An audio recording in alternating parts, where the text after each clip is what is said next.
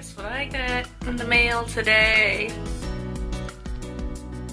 I got the single-lobed cherry CandyLipz. This is the cutest little thing. I have the bigger one, but it was double-lobed and I wanted to try the single-lob, so we're gonna try this. I'm just gonna work on the top lip, and I put the stopper in here so only the top lip will get plump. I really do like this device, but this product is definitely something you might want to purchase before getting lip fillers to see how big you want your lips.